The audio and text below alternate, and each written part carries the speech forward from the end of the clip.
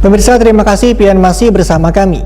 Berita selanjutnya mengabarkan, pedagang pasar tradisional veteran Banjarmasin Timur mengeluhkan banyaknya pasar dadakan nang buka di kota Seribu Sungai ini.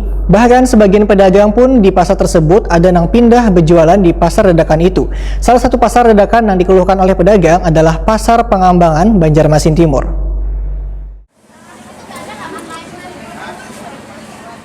Pedagang pasar tradisional veteran Banjarmasin Timur mengeluhkan banyaknya pasar dadakan nang buka di kota Seribu Sungai ini. Bahkan sebagian pedagang di pasar tersebut ada nang pindah berjualan di pasar dadakan itu. Salah satu pasar dadakan nang dikeluhkan oleh pedagang adalah pasar tradisional nang berada di Jalan Sungai Lulut, Wan Pasar Pengambangan Banjarmasin Timur. Rusli, salah seorang pedagang di pasar veteran Banjarmasin Timur, Wahitakoni Prima TV Baisukan Rabu 31 Maret 2021 memadahkan banyaknya pasar dadakan yang kemungkinan ilegal lantaran berjualan di zona hijau atau berada di bantaran sungai ini membuat pasar resmi menjadi sunyi. Rusli mengaku ribuan pedagang sudah mendatangi kantor Disperindak Wan Satpol PP Banjarmasin agar bisa mengambil langkah tegas terkait adanya pasar nang dinilai ilegal ini.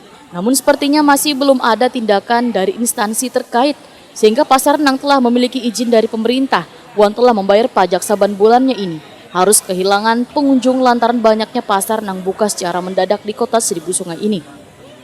PP, maka camat, macam-macam sudah kami datangi. Kami itu kan jalur jauh, kalau boleh jualan. Kami hanya di muka ada boleh. Di sini dibolehkan orang. Ya. Di sana dibolehkan orang. Enggak. Sudah ke camat, macam-macam aja.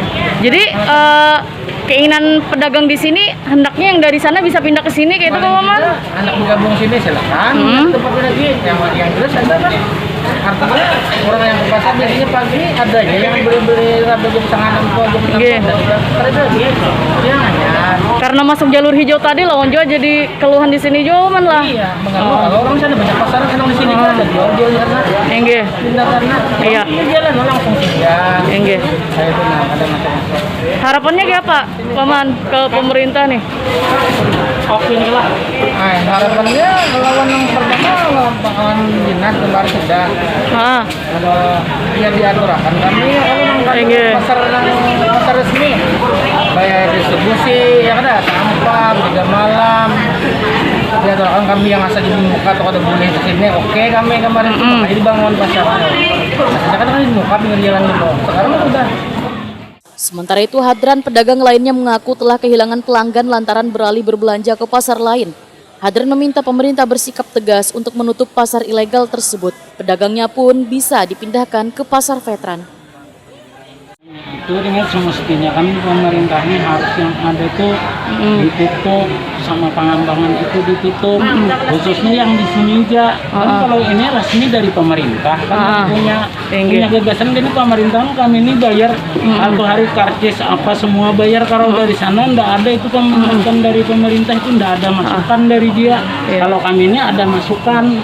Nah semestinya itu pun itu yang harusnya ini ditanggapi itu sama pasar itu sama yang di pengembangan yang di situ semestinya itu nggak ada lagi itu dia dibubarkan semua itu semestinya ini aja yang maunya kan gitu.